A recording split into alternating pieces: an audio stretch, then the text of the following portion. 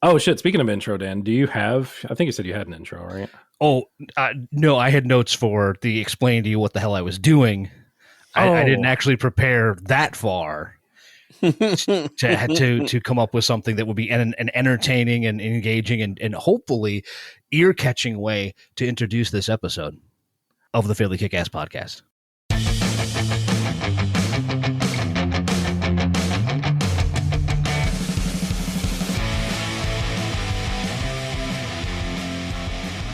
Beautiful. Masterfully done, sir. 10 out of 10. No notes, as always. We never have notes. Yeah, no notes, just a general statement. That one had nothing to do with Dan. That was just like, of course we have no notes. Did you know that there were actually a message that asked us like how we do this and rehearse all this stuff? And once I stopped laughing, I explained, no, this is one shot to tape, man. Yep. If that. Like, that's fair. We put half a shot into this, man. Like, it's not even... Now, that's not true. You know we always pour ourselves the double. It's like, how rare is it? It can't be more than maybe once every 4 or 5 episodes that we actually, like, re-record something. And that's if something gets really fucked up.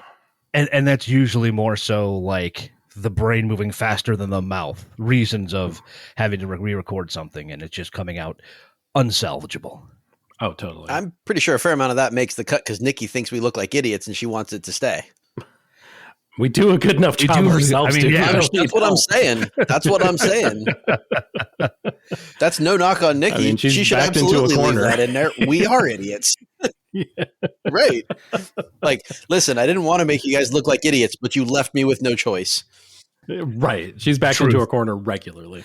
I guess I was going to say, I know we at one point talked about maybe releasing a blooper reel as for like a holiday or something, but they all make it in. There's nothing like, there's no behind the scenes screw ups to do. All the screw ups are what you hear. Yeah.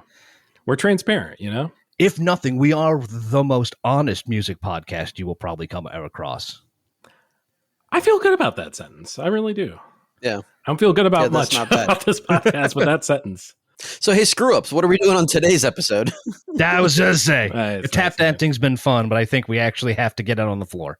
And what a floor it is going to be. Because it sounds like the three of us went in 3 completely different directions with what's on the surface, a very easy assignment. We are doing a top 5 tailgating jams. As per usual for us, we gave no guardrails, we gave no instructions, no leading the witness, so to speak.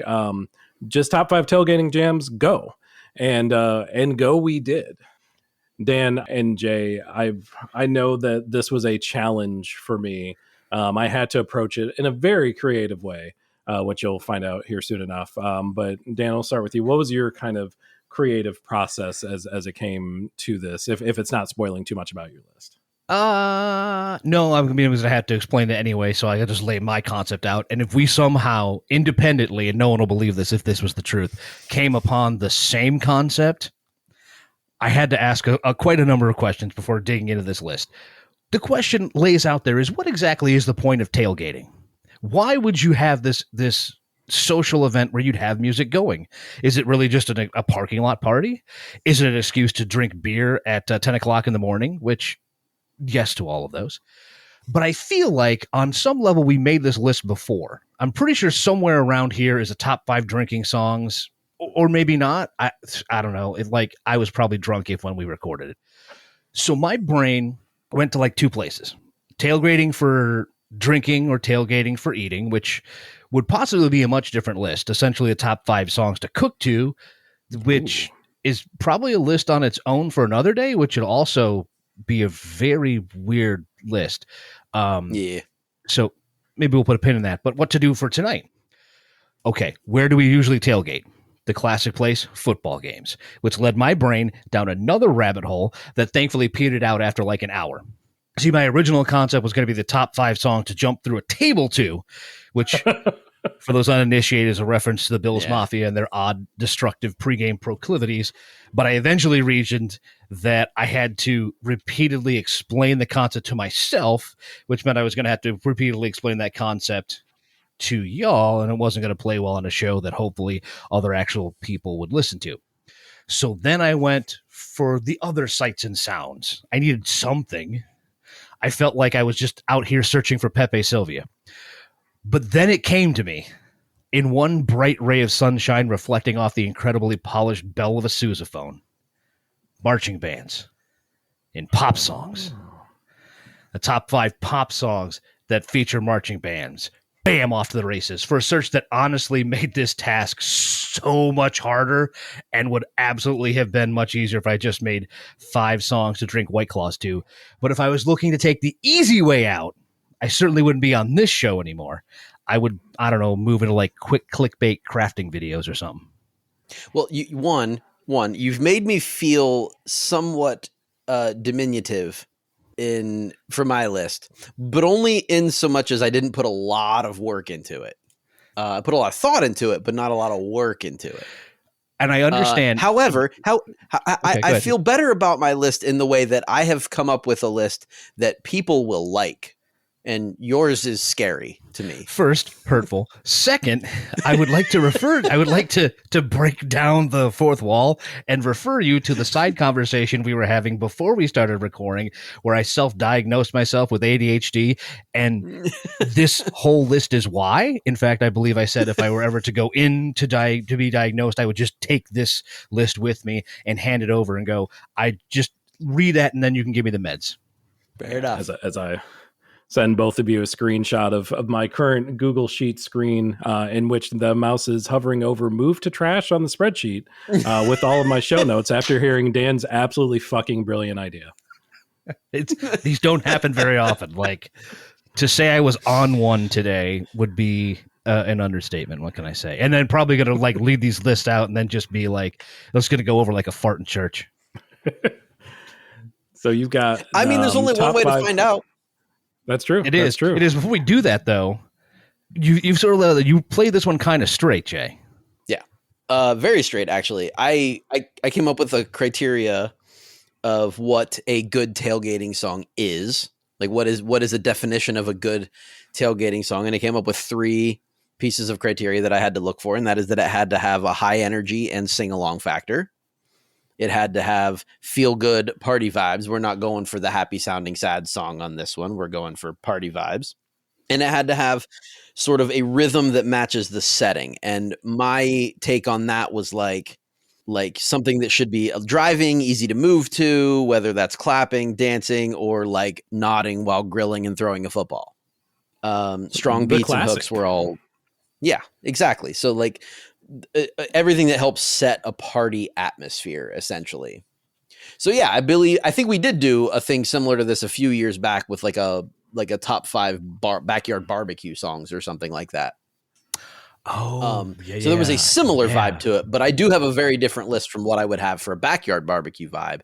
This is a very public event. This is a very like, in the midst of it kind of thing. I absolutely agree. I think we're in different areas just because there's a total different vibe. Even if the same activities are going on at both events, being a public event, being sort of having a purpose-driven party, there's sort of more of a family feel-ish. I don't know. For sure. There's also something like, I think we agreed at the time that Summertime by the Fresh Prince and DJ Jazzy Jeff was like sort of like an ultimate backyard barbecue song. Yes. But that doesn't fit a tailgating vibe. No. Yeah, it's mostly because when you think when you think of tailgating, you think football and fall, not summertime. So it's already out. True. Very true. Agreed. That's a good point. Yeah. Time of year is very prevalent among tailgating, although perhaps there's like, baseball tailgating. I don't know. I've been to like 3 baseball games in my life and I did not go to a tailgate on any of them. So, but I'd have to guess. Honestly, in my recollection, it feels like something that happens on opening day. And that's it. Everything else, you just kind of show up and go into the game because the game itself has a different atmosphere than most like sports events. True. So springtime tailgating. Yes, actually, because sometimes you have to tailgate in the snow. That is true. That is a thing. Dan, I will say that you kind of accidentally segued perfectly into the kind of theme of my list, and that is the first game.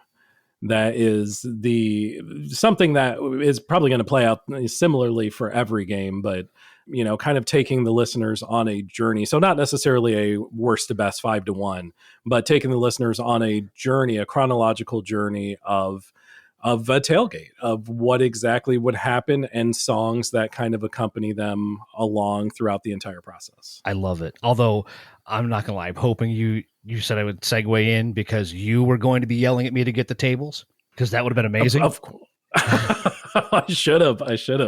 There's still time. But I think I like it. You're going to tell the story of a party. Jay is going to make the party. I don't know what I'm doing. We'll find out. You're the backdrop to the party. You're like the soundtrack, not the playlist, but like the overarching soundtrack, like the score of the party. Perhaps. Yeah, I like that. I don't know how I talked my way through that, but but here we are.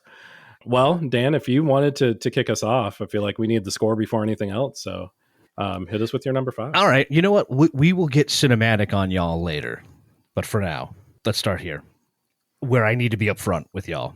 Because I kind of said it earlier, but this was way harder of an idea than I initially thought it was going to be. Because just one spot in, and I'm already kind of having to stretch the rules a little bit. Because I have an alternate version of a track that was recorded after a band saw a video of the UCLA Bruin Marching Band performing a tribute halftime show to them, and they said, yes, let's work with them. And so they did. So on the Super Deluxe Edition of Simulation Theory, you'll find a version of Pressure that Muse re-recorded with the solid gold sound of the UCLA Bruin Marching Band. That's not me looking for like hyperbole here. That's their full official title. But when Muse went ahead and made a great call in employing the SoCal Marchers to fill out and enhance their nerd rocky single, the horns they employed on the original track, all right, to be fair, great accompaniment to the riffs. They had this idea. They're like, well, let's just bring in some brass and those will punch up the riffs. And then they brought in the full marching band, and that treatment just punches everything up and turns an otherwise pretty good track where they're sort of getting back to their rock roots to a full bombastic track. Very cool. I don't know that version of the song, truthfully. Like, I mean, I know Muse, but I don't know with the UCLA marching band. I don't know that one. And I I don't know how much attention it really got kind of outside of this little viral moment, because again, there was the record. Then there was the deluxe edition of the record, and this was on the super deluxe edition of the record. It is just amazing. And certainly it doesn't fit every single style or every single song, but just having a larger, instrumental marching band or otherwise, that just elevates so many tracks to like a level that they just can't get to with their original bands.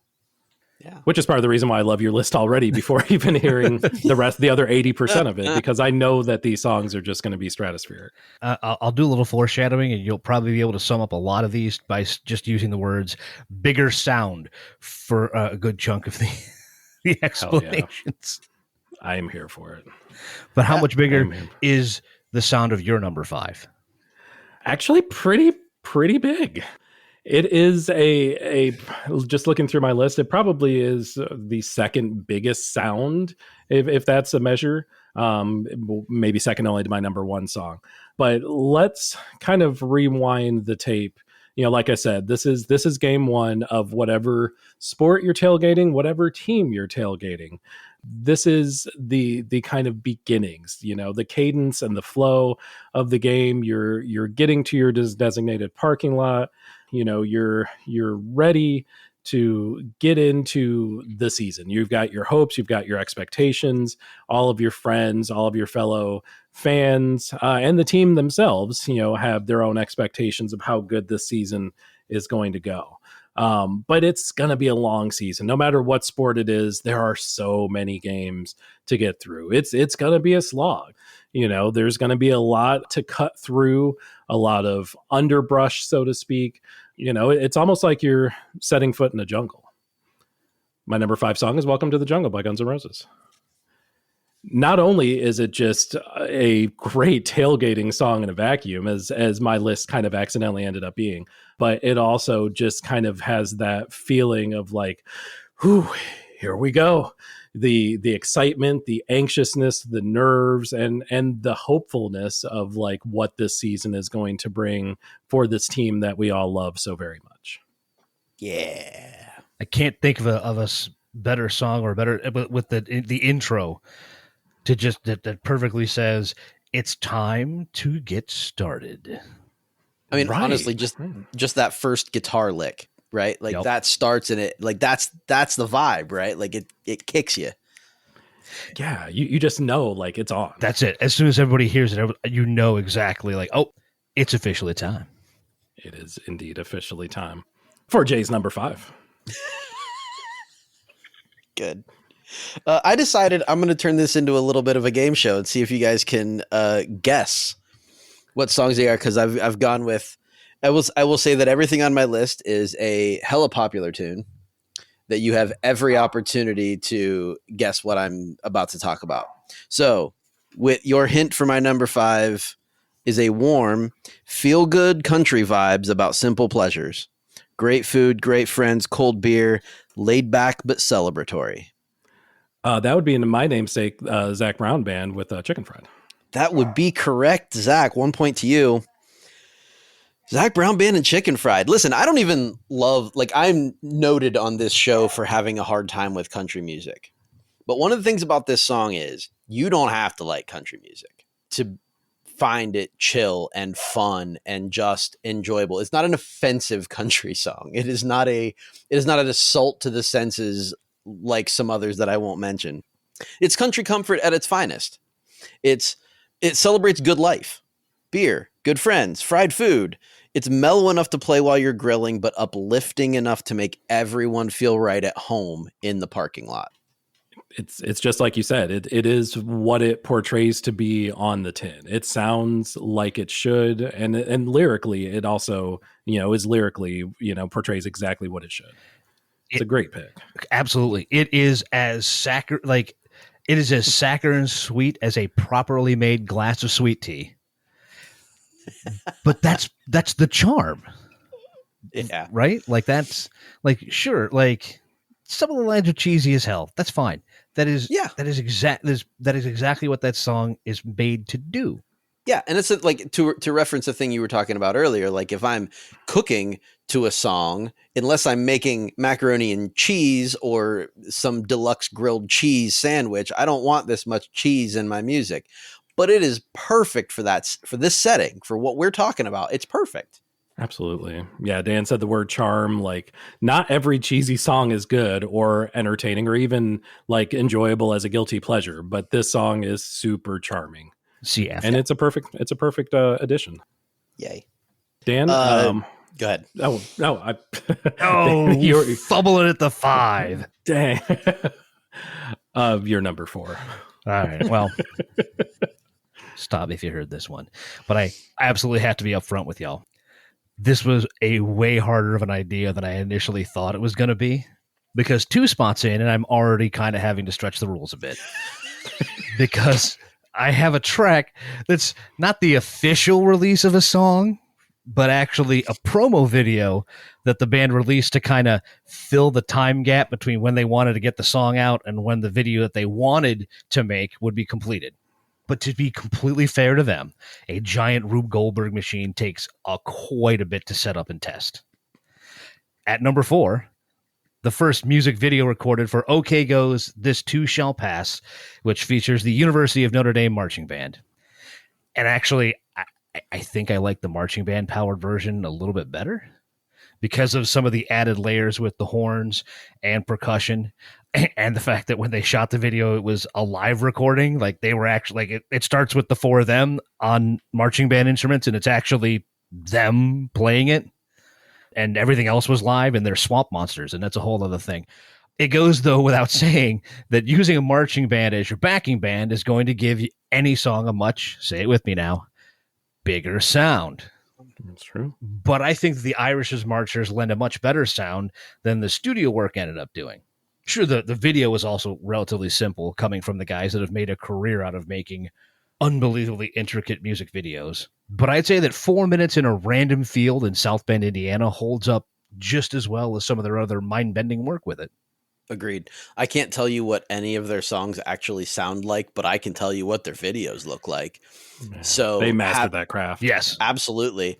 And so like the addition of the marching band in that song significantly elevates the performance of it. 100%.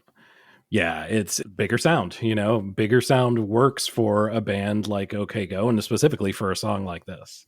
And the video slaps too. It's a win-win. Again, another one of those songs. I don't know if you put it on a party list, but at least if you're going to watch the video, it'll be fun. Yeah. Yeah, I don't hate that on a party list whatsoever. I think that's a great pick. What else is a great pick, Zach? I don't know. I was just about to say, I don't know if my number 2 song, or my number 4 song rather, it's probably the one song that I don't know if it makes sense as a tailgating song, but I'm going to go with it because it's here and we're here. So you got parked, you've got all your friends, all your folks around you. You're getting your setup set up. You got the portable grill, as both of you mentioned already. You've got all the side dishes, the potato salad, maybe some baked beans with a really nice sauce, and of course, you have the booze, because that's just part of it. That's not to say that you have to drink if you're at a tailgate. You certainly can, go with the soda route or go with the NA route. Both are perfectly lovely, but there is going to be a plethora of actual alcoholic booze for the taking. As y'all also mentioned, this is usually going to be in the morning, so we're not talking. I literally can't think of a single cocktail name in the moment. So insert a cocktail name here, Nikki, please. Thank you. But well done. But instead, we are talking things like Bloody Marys, things like mimosas, because it's still the morning, and it's classy like that. We're cultured fans. And we're probably going to be listening to a lot of great music, including a song that evokes exactly what we're doing right now, being a bar song by Shabuzi. Because much like the song's title, you'll be proper tipsy before the game even starts, either amplifying the good vibes of your team doing really great things, or drowning out the bad vibes of your team doing really terrible things. Either way, the Bloody Marys and Mimosas are working, as is a bar song by Shabuzi. It's on my honorable mentions list. Fucking A, let's go. I have it at number 7 if we're ranking them. Nice. So just to say current, which won't be current, but still be current, the real question, as you would be able to tell us somewhat, is, so what you're saying is there was a heck of a party downtown near 5th Street, especially last night? When was it? It was some amount of nights ago. it was on 1st Street, but yes, absolutely. The 2nd, 3rd, 4th, all the way down. Maybe not to 6th. I mean, we don't really get down on 6th. That's like the arts district. But, okay. But 5th, absolutely. All right. Well, to be fair, if the doors go again and down the Cox, it's more than worth a multiple block party. It is true. That is the only reason I brought that up. No, that was good. that was clean, my friend. Nope. It wasn't clean. That was not clean. I tried. Nope. I tried. You know what is clean? Oh, sorry. I had one last one, and I never. Please. I was saying that was as dirty as the martini that you forgot the name of. That's one. I'm writing that down. Martini. Got it. I'll remember next time. Please. All right. Please continue. Okay. Round 2. Let's see who can get the point on this one. My number 4 song is a playful, high-energy pop song that invites dancing and sing-alongs, modern and fun for any group looking to cut loose before kickoff. Footloose? Modern and fun. Shut up and dance. Oh, that's a good guess. That was a good guess. And they might play that one, but gee, I really hope they play Hot to Go, Chapel Roan. No points awarded this round, sorry. It's modern, it's cheeky, it's bursting with playful energy, it gets people moving, laughing together. There's obviously going to be kids at the tailgate party, so come on. The call and response chorus of the song is super infectious, perfect for tailgate, dancing, chanting, showing off silly moves before the big game. It's all about energy here. Yeah, this song has energy in droves. And it's one of those songs you cannot sit, like I'm just thinking about it and I'm like, I can't sit still. And it's not even playing. It's just playing in my head. Exactly. and it does tie in rather nicely with my list, because I've heard some tremendous versions as marching bands take it on and bring it to Friday and Saturday nights. Oh, yeah, I bet. I'm surprised that there's not a version of that song with a marching band backing Chapel Roan. And Chapel, I know you're listening. I mean, there it is. That one's free. That one's free. Because there's obviously versions of it with the marching band, just with them and her might be different. Right. Yeah. That would slap. That would so slap. I'm telling you. We sounded so old just now. Yep. Hey, Dan, drag us out of this. Bring us back to your number 3. You have no idea how great of a tee-up that was.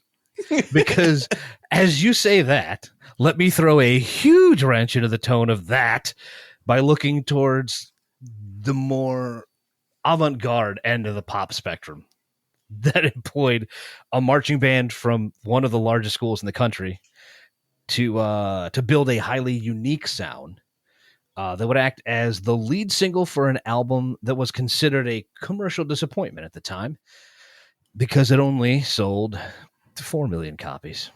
Yikes. But then again, if you're trying to follow up an all-time great like Rumors, it's hard to reach that lofty bar again. Now, we could say a lot about Tusk, and I think someone did when we tried to find Fleetwood Mac's one song, which you can find right here on the Fairly KickAss feed on your preferred podcast provider. That's right, boys, an alliterative cheap plug. # let's go. Let's go. But the thing that makes Tusk so worthy of this list to me is the incredible process undertaken to record this track. Nothing to say of the studio wizardry employed to bring Lindsey Buckingham's riff and percussion to life in the studio, but also the crazy story of them turning Dodger Stadium into a mobile recording studio to allow the marching band with the most cumbersome nickname ever, which would be the USC Trojan Marching Band, also known as the greatest marching band of the history of the universe. And just they have a high esteem of themselves. Yes. Of ever. And just as impressive that they got that sound from the band, because they had to scrap their original recording setup and had to improvise on the fly. So they were going to record the band just kind of like standing in place, right? But their director told them they actually used their marching to keep time. So the producers quick rigged a bunch of shotgun mics to allow TGMBITHOTU to march through the field in order to lay down their parts. And it all combined to create one of Fleetwood Mac's most unique songs and a top 10 song with one of the largest credited ensembles. That record, by the way, continues to be held by the Mormon Tabernacle Choir, which I learned today isn't even the name of the group anymore. They changed it in 2018 to the Tabernacle Choir at Temple Square. When their 320 members charted in 1959 with their recording of Battle Hymn of the Republic. You mentioned just one of the largest numbers of individuals associated with the single track. I had to look it up to be sure. 117. Okay. Of course, the 5 members at the time of Fleetwood and the 112 member USC. I'm not going through all the letters marching band. I love Tusk. It's perfect. So I mean, I want to say something different because I'm just going to be a broken record every single track, but like, imagine this track without the marching band. You don't have to imagine it. You can listen to the Camper Van Beethoven version of the track where they redid the entirety of Tusk front to back as a cover album. Okay. And they did a really good job on it, but it's nothing like the original. Like they did a really good job. So you don't have to imagine it. You can listen to it. It does completely change the vibe of the album though. Oh, I bet. I bet it's completely different. Yeah, I don't know how I feel about that, but I really want to hear it now. I'm going to have to go find that when we get done because, like I said, just looking at the framework of the song, initially listening to everything, I don't know how you recreate that tone without the massive amount of instrumentation. The answer is you don't. You reinvent it. Okay. You'd almost have to, right? Yeah. You don't recreate it. You reinvent it. Okay. It would have to be something completely new. Yeah. Hell of a pick. There haven't been any misses yet between any of us, I feel like. And I'm hoping to continue that trend with my number 3. Yes, please. So you've gotten set up. You got a Bloody Mary in one hand. You got a bratwurst in the other.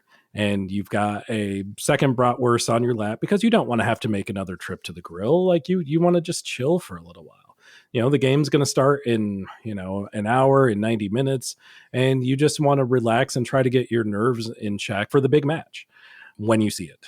And everyone sees it at the same time. It is laser focused. It is clear as day.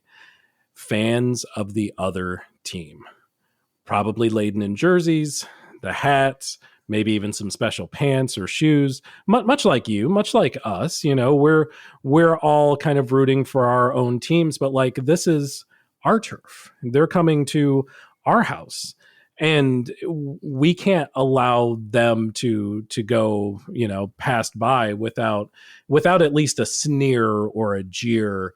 Don't be that guy, by the way. Don't be the one who's going up and starting fights with opposing fans. That vibe's not cool for anyone. But give them the stink eye. Make some comments to your friends like, oh, their team thinks they're going to win. They're not going to win. We're going to win. Something real tough like that as an example. And while you do it, listen to a song that basically exudes our team is the best and your team is trash. That being the song Run This Town by Jay-Z and Rihanna. Yes, that is Jay-Z and Rihanna. That song is a duet. It is the perfect song to put on, and it's good fun. It's harmless. It's exactly the vibe that you want when you're seeing the other team come in, whether it's their fans or even the other team itself coming onto the field, arena, floor, ice, etc. It's like boo, and that is the vibe. The song is boo personified, and it is perfect for that specific application. In deference to your write-up, I will say that I had no idea that's the song that was coming. I should have paused to have you guess, yeah. But I don't disagree with anything that you said. I think it's a wonderful pick. But I do have a 2-word solution to the other team's fans approaching your tailgate. Oh, please. 2 words. Dance battle. Oh. Here we go. That's a far better idea than the two of us were thinking. Yeah. The 2 things I would point out would be first, because when Zach was mentioning a brat in one hand and a Bloody Mary in the other, you seemed, Jay, to have a disgusted reaction. And I just want to point something out to you. So if you think about it this way, it actually goes really well together. Because as long as you make your Bloody Marys with the appropriate level of spiciness, you just have an extra added sauce for said brat. Just kind of dunk and in. I'm not opposed to that. I thought about it after I had that reaction where I was like, why do I have that combination of things in my hands? But you know what? I can get behind it now. I have been turned. This man is 200 IQ today. I'm telling you guys. But yeah. The second point I was going to make is actually you're completely right about this. And it's really, I believe it's been used in multiple broadcasts when there's a rivalry involved. Because it is the question, you can use it to prompt the question, who's going to run this town tonight? Right? So perfectly sets that tone. We are. Yeah, I said it. We are. Yeah, we're totally going to set that tone because we are going to throw down this dance battle, right? We're going to throw it down with a tune that screams pregame confidence, right? It screams it. This song, let's see if you can get it. Booming beat, massive guest lineup. This song radiates confidence. The hook practically demands crowd participation, and it becomes a rallying cry that gets everyone hyped for their team to dominate. Gentlemen, round 3, what song am I talking about? I don't want to tell you. I do see. I got an idea, but I would be shocked if you did pick it. Yeah, the massive guest lineup was a huge hint, supposedly. That's what I felt might give it away. Maybe. But I will. Yeah. I will. We'll see if all we do is win, no matter what. That's the one. DJ Khaled. Yeah, I couldn't get it out of my head. I knew that Let Me Clear My Throat by DJ Cool was not the one, but it was one of those, as soon as you think it, it's like it can't leave. Dude, DJ Cool was on my list of our top 5 best beats of all time as an honorable mention, sure. Because that's fire. And if you have the wherewithal, listeners, you should go back and listen to that one too. But DJ Khaled, T-Pain, Luda, Snoop Dogg, and Rick Ross, and All I Do Is Win is an absolute fire song for that exact moment when that other team's fan base is right across the aisle in the parking lot. You got to taunt them somehow. You have to. It's a moral imperative. Everything you've said has been completely right, but I would like to propose one thing, that this is possibly the beginning of said dance battle. So maybe the opening salvos are actually the music battle fired back and forth. Fair enough. So you play All We Do Is Win. Yeah. They'll play something else and probably suck at it. And then you play something else to come over the top. And then you have to go front. Oh, what the hell was that? Like that series of like battles, like music battles. I think like Swiss Beats had put it on. Or maybe he was one of the contestants, but it was basically like, we're going to play a song and then the other side's going to play a song. And it was maybe like it was during the pandemic. But that's what it reminded me of. Oh, okay. You've seen it. Yeah. But all I could picture when you were talking was the riff off from Pitch Perfect. Kind of like that. Yeah. It's not far off. Oh, but yeah, fantastic pick, dude. I mean, obviously, I know I've been to at least 2 sporting events where that song was played, so it definitely holds its muster there. It is a great tailgating track and just a great sports track in general. And you are now sitting at 1 point apiece. Ooh, it's getting close. The heat's on. Dan, is your number 2 track going to bring any additional heat to this party? Oh yeah, but I do have to be upfront with y'all. This was way harder of an idea than I initially thought it was going to be, because 4 spots in, and I'm still stretching the rules even more this time. Because first, I don't have 1 song here, but 3. Second, they're all live versions from 1 performance. Third, it's this show, and these really should be number 1. But this one time, just this once, one night only, I have to bend the rule of this show, I guess, in this segment.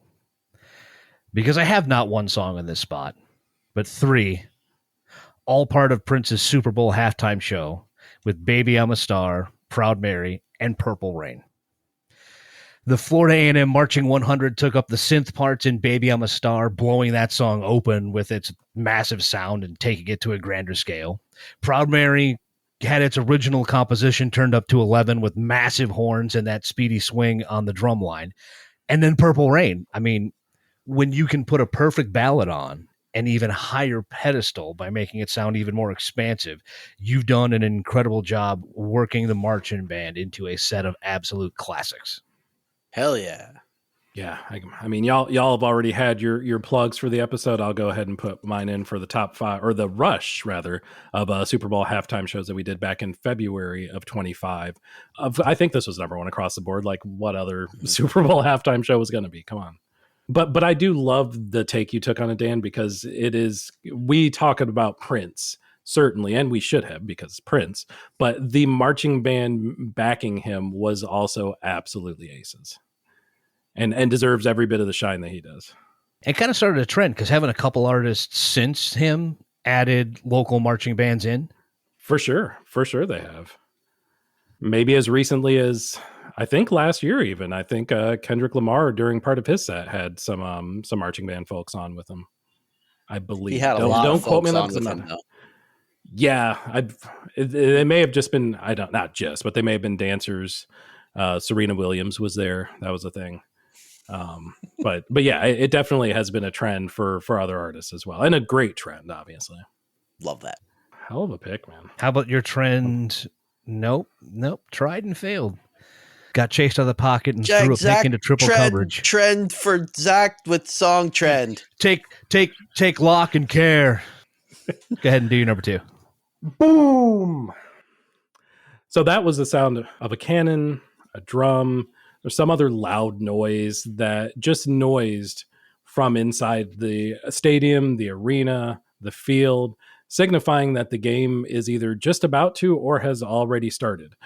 The problem is that we're still in the parking lot because we lost track of time amidst all of the Bloody Marys or the bratwurst sauces, as Dan so eloquently put them. We got to pack this up. We got to get a move on. We got to go because we're going to miss part of the game. And we're not the only ones. There are still folks filing in and will be for at least the first few minutes of the game. But it's going down. This is the reason that we're here. It's time to get the party started, boys. And of course, no better person to get said party started than the one, the only, the illustrious Pink. We're going to make our way to our seats. But as we do, we're going to get one more jam in for the road, just so that everyone else that's along with us, all the other folks who lost track of time, know what they're walking into, know what's going down right now, know what's about to happen. Yeah, this party is absolutely getting started, assuming that we don't have to stop to throw up because we actually had 4 bratwurst instead of the 2 that we promised ourselves we would have. And it's starting to get a little bubbly down in the gut area if you catch them adrift. Oof. And boom goes the dynamite. Oh, ew. However, that visual aside, I will completely agree with on that one. Again, another perfect track to start. I mean, it literally is in this title of the song to get the party started. But it holds up after a whole lot longer than I want to admit that it's been since that track came out. Oh, God. Probably 24 years by now. Yeah, on the nose. It came out in October 2001. Oh, yeah. That's pretty sick. Right? I've been doing this a lot too, but if you really want to amp up the energy level of that song, maybe not the quality level, but the energy level of that song can get amped up by listening to the Stretch Armstrong version of it from Punk Goes Pop that came out shortly thereafter. Okay, yeah. That would have, yes, 100%. I'm trying to remember, I had several of those records around here somewhere. They were so good, right? Like, I think they started to lose a little bit of steam because they just got a little oversaturated, but especially the first few were just so on point. Yeah. You get that Stretch Armstrong thing. You get, I think it was Thrice that did their version of Survivor. Just, aces. Absolutely. Absolutely. You know what else is aces, Jay? You know what? I will agree with you on this point. Stretch of a segue aside. Okay, here we go. Round 4. Loud, mischievous, rebellious. This is a party classic that makes people want to crack open a beer and belt the chorus with friends. Ooh, are we going back up? Jesus Christ. Are we going back to back Pink is what I was trying to say. Is this Raise Your Glass by any chance? No. Solid guess, but no. Dan, do you have a guess? Let's crack a beer and sing the chorus, huh? My brain immediately went to Friends in Low Places, but that doesn't sound right. That one came just out of my lineup, actually. We're going to go this time with Fight for Your Right by the Beastie Boys. Hell yes. Listen, it's the same party at all cost energy that makes a tailgate thrive, right? It's raw, it's fun, it's totally unpretentious. Everybody knows the chorus, and it is impossible not to yell along to it. That is the perfect track while you're, like you said, the party is at its peak, everyone's running hot, and you just want to get the whole room to yell along with you. Exactly. This almost fits the storyline vibe too, right? Like, oh yeah. What if the popo is on your back and you're partying too much? This is the song that brings you back. This is the song that you play right before you enter the stadium, or right at the beginning of the tailgate party, or really anytime you feel like playing the song. As I scribble out my picks and write this in instead. Because it works. It works in so many different phases of the tailgating of the game. It is more of a party track than a sports track, but it certainly works as a pure tailgating track as well. Yeah. Hell of a pick. All right, we should get around to some of the stuff that didn't quite make the cut. Dan, I imagine the honorable mentions list was a lot harder for you than it was for us. Yeah, because I only had one that almost made the list. And that was Destiny's Child, Lose My Breath, because it That was the first one I thought of. It fit the beat is solid, drum line throughout. The song itself is actually kind of funny when you think about it. And it would have, but remember what our theme is and what we're really thinking about when it comes to tailgating. Locations, football games, right? Here's the thing that stopped me. The drumline sample is credited to the University of Michigan marching band. Auto DQ. Boo. Even if they may be the only good thing about that whole athletic program, and at the very least, they haven't been stealing arrangements from other schools' band practices. Okay, that was one time, but like over a period of several games. Multiple shots fired in that write-up. We said what we said.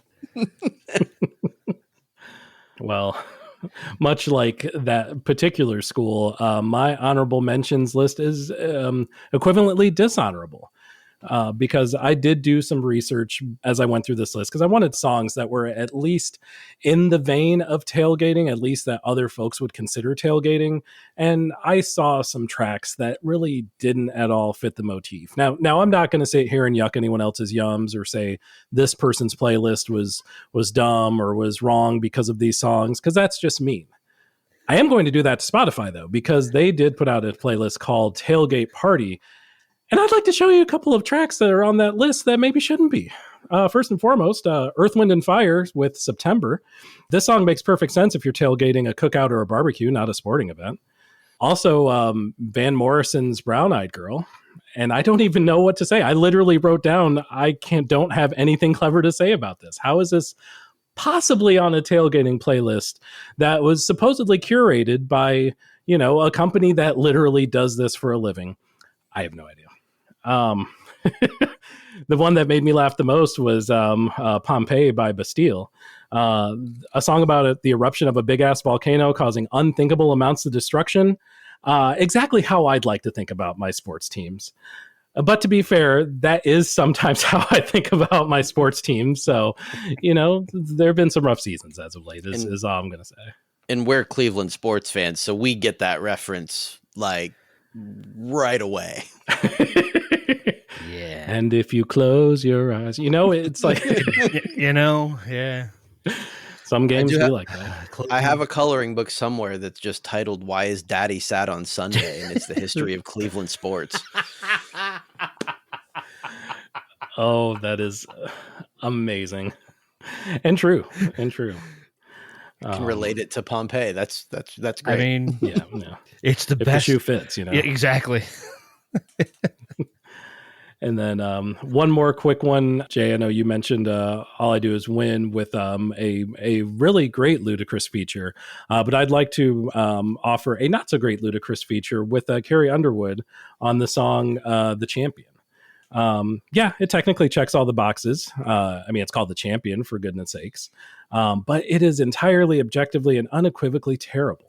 The bar of goodness for these songs is relatively low in a vacuum, and yet this one found its way to limbo right underneath the bar because it is absolute dog shit. Yeah, that song is the cheap knockoff of Kelly Clarkson's Stronger. 100%. Not the good knockoff, because that's Rachel Platten, but there's levels. Yeah, absolutely. Shout out Fight Song. That is a good track. I love that track. What else, my friend? What else? Barely missed the mark. I know you mentioned a couple. Oh, man. Yeah, I had a couple of them. So I already mentioned Shabuzi because you had that on your list. Okay, let's see if we can continue this little trivia game we've got going on here. How about a loud, dramatic arena rock staple, easy for everyone to scream along to in a parking lot full of energy? Jump. Should be the first song on any Get Psyched mix. You're muted, Zach. Well, it really made no difference that I sang the chorus of Seven Nation Army just now. No, it doesn't make any difference. Damn it. I'm a fool twice. The first song on any Get Psyched mix should be You Give Love a Bad Name by Bon Jovi. That is a fire intro. But it wasn't enough to make the cut. How about one of the most adrenaline-pumping rock intros ever? People can't help but shout along and feel like they're gearing up for a battle. Builds intensity until the whole crew is chanting the chorus line together. Pure adrenaline in musical form. Seven Nation Army. It's got to be one of them. On that one, I was aiming for Thunderstruck. Oh, that's a really good pick. Yeah, I saw that on many playlists, and I was like, "Yeah, that tracks." That's again, it's bad it didn't enter my name because we weren't talking about drinking songs still. That's a good drinking song. Mm. All right, It's how about not, a nostalgic? It's not, but it is. Yeah, it hurts. How about a nostalgic party classic that hasn't lost an ounce of charm? The simple, chantable hook makes it perfect for group sing-alongs, and it instantly brings a playful throwback energy to the tailgate scene. Wow, words. It's not Seven Nation Army, but no. I have to throw it out there. You know, we have a brand now. If I had a real guess, it'd be Tub Thumpin'. No, but that's a good guess. It does describe that. What if I said nostalgic hip-hop party classic? Though some might argue that. Now, I've no guess now that you said. You got me. Yep, I can see the confusion on your face, so I will just tell you that, whoomp. There it is. My tag team is a great tailgate song. Check it, direct it. Let's begin. I mean, party on, party people. Let's hear some noise. DC's in the house. Jump for joy. They did the worst commercial like 3 or 4 years ago. They really did. It's pure cheese.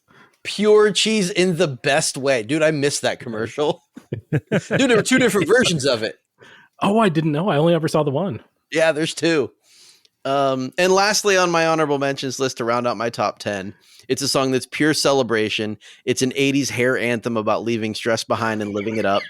It's impossible not to smile, raise a drink, and lean into the carefree vibe that defines a great tailgate. Any guesses? I'm not going to do it. Not going to. No. Living on it. All right, then I'll just tell you it's Poison's Nothing But a Good Time. Okay. Yeah, I should have guessed. I saw that on several lists too. That's a really good one. Can I add one real quick to your dishonorable mention list that just hit me, and it needs to not because of A, screechy vocals, and B, ridiculous amount of ESPN overplay? Of course, it's Fell Out Boy and Centuries. I don't want to remember that song for centuries. Nope. I like Fall Out Boy. Like unapologetically, I enjoy their stuff for the most part, but that song can stop. Mm-hmm. Plus, there are so many better songs of theirs to fit this list anyway. Yeah. I do have a dishonorable mention to add to the list too, and that is because the very first song that popped in my head is something that should be eliminated from every marching band's catalog. It is happening. Like that is a thing that is occurring, but at the moment it still exists on some, and some would argue that it needs to stay there, separate the art from the artist. And that is Gary Glitter's The Hay Song. Yeah. Because, Gary Glitter should still be in jail as far as I'm concerned. And it wouldn't be a party unless I brought it down with that kind of vibe. No, I had no idea that Gary Glitter, what is going on. So I'm going to have to do some post-show research on that. Whoa. Yeah. No. Oh, God. Yeah. No, I'm not. Yeah. No, I'm not. No. Fuck Gary Glitter is a fair sentiment after. Yeah. Yeah. Okay. Yeah. So that's my dishonorable mention. Understandable. Because it was the first song I thought of when you think of tailgate parties and whatever. It was literally the first song that popped into my head. And then nope, done with that Jesus thought. Christ. Dan, do you Thanks. have a thing? You're welcome. You take the reins now. Oh, Evans. Well, shit. Was that your number one song? No. No. Okay, good. Rewrite. So after my last picks, you have to be asking what artist could have put together a composition that would lead me to ignore completely years of precedent that I myself have helped to cultivate. Well, one generational talent who unknowingly created both the perfect track for my take on this list and the perfect tailgating song for telling your opposition that they are absolutely terrible. In fact, I said we'd get cinematic. Picture this one with me. Okay? You here? You ready for this? It's 20 minutes to kickoff. And time to make your way into the stadium. And the band is lined up, ready to lead the fans' charge. Everybody stepping and singing as the masses make their way to their seats, and the poor bastards in the visitors' locker room hear a cacophony of voices exclaiming, "Our players are fast and strong and brave, and your guys, nah, not so much." Lads, the perfect tailgate ends with what should be a fight song the nation over. Weird Al sports song. It's supposed to be a parody of college fight songs, but it actually is kind of a great one in and of itself, right? So let me just throw out a quick comparison example to help show why it would work so well if a school were to adopt, say, like the first or second verse, okay? Let's take the fight song, the official fight song for my alma mater, Bowling Green State University. Big shout out to Eddie George. And we actually do have an unofficial one that, look, I don't know. I mean, I just went here. But we've got, quote, "Show your spirit, make them fear it, fight for dear BG, forward Falcons, make the contest keen." And it's got that old-timey collegiate feel, and, you know, sure, that's one of those traditions. It just makes college athletics great that we still sing weird songs that were written like 120 years ago. Okay, fine. But why not supplement that with a more direct note to your opponents, with a song that includes, quote, "Your sports team will soon suffer swift defeat. That theory's backed up by empirical evidence. We're going to grind your guys into burger meat." Again, of course, we're speaking in the figurative sense. What's the use of even going through the motions when you know that you're going to lose anyhow? So why don't you save us all some time and give up now? Could there be a more demoralizing tune to wrap up pregame festivities? I submit that there is not, and that's why Sports Song is my top tailgating song. And when we finally get to schedule the Fairly KickAss Fan Tailgate Spectacular at a college football stadium parking lot near you, make sure you've got your lyric sheets handy, as we will be belting this out across the asphalt, leaving the competition with nothing left to do but empty their collective bowels into their collective pantses. Unfalcon believable.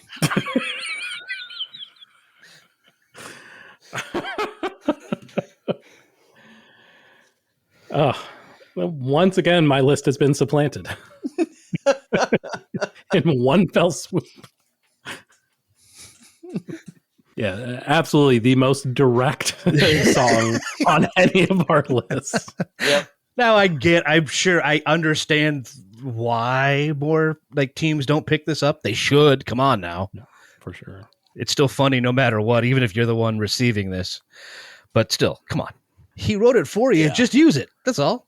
I will at least say that my favorite hockey team, the Nashville Predators, does use a good portion of this song, because we do have a chant that involves telling the other team repeatedly that they suck and how much they suck, which plays perfectly into the chorus of Sports Song. I agree. And I will say that a Predators game would be the second most fun NHL game I would have attended, honestly, because of that. Because they have that collegiate atmosphere, because it's like the entire stadium is one giant student section. Totally. It's been known it has been very known that when the opposing goalie lets one in, especially a groaner, the entire stadium rains down. "It's all your fault. It's all your fault." Total morale crusher. Oh yeah. Yeah, you can't come back from that as an opposing goalie. Like you're done.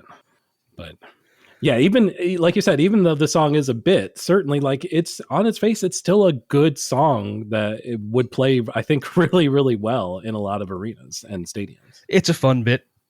And yeah. I if you play it in the pregame, like while the opposing team's warming up out there, I'm sure they would chuckle as long as you enjoy singing along. I would. The only other thing I will say is if marching bands are playing Mr. Brightside, then certainly y'all can also play Sports Song. Yeah. Fucking A. Well, my number one song is not a Weird Al song, which perhaps was a miss on my part, but it does lend to the game itself, to the fact that our team is better, the other team sucks, and that is evident in the score. I mean, first and foremost, what a freaking game, right? That we all just witnessed. It was so cool to see that our team scored more points or goals or runs or touchbacks, whatever the metric of scoring is for your particular sport of choice.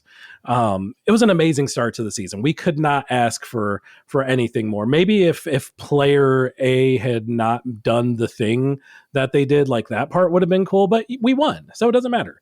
Winning erases all of the things that went wrong during the course of that game. And it maybe it's a little bit too early to tell, because we do have at the very least about a dozen more games and possibly well over 100 more games left in the season, again, depending on sport. And that doesn't even account for the playoffs of said sport. But we already know, just based on what we saw today, season's in the bag, guys. We got this killed. We got a championship right around the corner in a few months.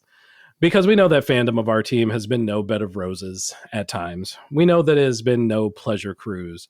But we also know that it will finally pay off, because this season is our season. Because we are the champions of the given region specific to the league by which our team currently plays for. No, sir, the whole world. Oh, shit. The whole world. That's a really weird typo. Let me correct that in my notes. We are the champion of everybody, and including most countries that don't even play this sport. We rule over them too. No notes. None. No, exactly. Like that is the perfect way to end it. Like it's the perfect song to head out of the stadium arm in arm with your crew belting. Absolutely. Just the camaraderie is more. We should do that more often at our hockey games. I'm going to start that the next time we go to one. There you go. I would also argue. And Zach, I'm just going to have to go ahead and give you the win for the trivia game on this one, because it's one of two ultimate crowd anthems that are back to back. The stomp clap energy that gets everyone hyped, followed by a victory sing along that feels like the game's won. So my number one tune is the combo of "We Will Rock You" and "We Are the Champions." An unexpected win, but I'll take it. Yeah. Listen, there are very few songs that can unite a crowd in the same way that duo does back to back. That stomp clap I mentioned turns the parking lot into an instant stadium. And then "We Are the Champions" gives everyone a reason to belt their lungs out and feel like they're winners, whether that's before the game even begins or after the game has ended. Both are valid. And occur regularly. So yeah, you nailed it. Yeah, if I had more than one artist on this list, then "We Will Rock You." "We Will Rock You" was actually on my list originally, and I ended up, because of the bit, going with "We Are the Champions." But yeah, "We Will Rock You" is every bit as great of a song for the application as "We Are the Champions" are, and both of them together is an unbeatable combo. And they are generally together, so that's why I just kind of left them there. I mean, 10 out of 10, no notes, gentlemen. Like, you found the perfect stadium combos. Like, that's nothing to add. I can't. You guys got it. You nailed it. I think we all win. Yeah. Yes. 3 great lists. Listen, when I go to tailgating, I always win at drink the beverage. Yeah. That's what I'm there for. Right. Or eat the sandwich. That's what I'm there for. Oh, I'm really good at eat the sandwich. Eat the sandwich. We could all go pro and eat the sandwich. I'm telling you. World-class sandwich talent right here. We are the champions of the world. Listeners, are you the champions of the world? Eat the sandwich. At eat the sandwich or drink the beverage. And if you are you listening to any of our songs while you drink said beverage or eat said sandwich? Or are you listening to other tracks that you feel would fit this list even better than the ones that we presented? Let us know either way what you think. In all the usual ways, Blue Sky, Instagram, Threads, and TikTok at Fairly KickAss on all 4 social media networks. FairlyKickAss.com, where we have all the ride-along playlists eventually at some point. We did put one up recently. We did put the last episode's playlist on Spotify. It was the first playlist we put up since March, and that was a win, so we are going to take it. Sorry about what it was, but still. Yeah. If it had to be anything, of course it had to be. I don't even want to shout that episode out. It never happened. It never happened. It never happened. I mean, we're going to do it again. We're going to do it again with a different band, but yeah, no. Oh, yeah, totally. If you want to tell us about how mad you are at the last episode, we're here for you. fairlykickass@gmail.com. Please send all of your hate mail. We will respond in kind and apologize profusely for what we put you through. We'll also take suggestions and recipes for tailgating cuisine. Oh, yes. That's a good call. All of your best chilies, all of your best side dishes, your never miss barbecue strategies. And your beverage of choice. And the beverage of choice. I know better than to ask about your rub. If you're serious, you're not going to share that anyway. You're fine. I get it. Lock and key. Totally. But what's not under lock and key is all of the great episodes of this here podcast that you can find on your podcast provider of choice. Just search for Fairly Kickass. You will find us. In the off chance that you don't, let us know through all the aforementioned ways that we just discussed. Let us know what platform it is. We will work to get on that platform so you can enjoy this podcast literally wherever you would like. Probably should be under lock and key, though. That's fair. No one should be holding to this. But for a different reason. It's not to protect the material. It's to protect the ears of the others. Right? Right? So hoping this bit just peters out. We can go home. I think I just did. Okay.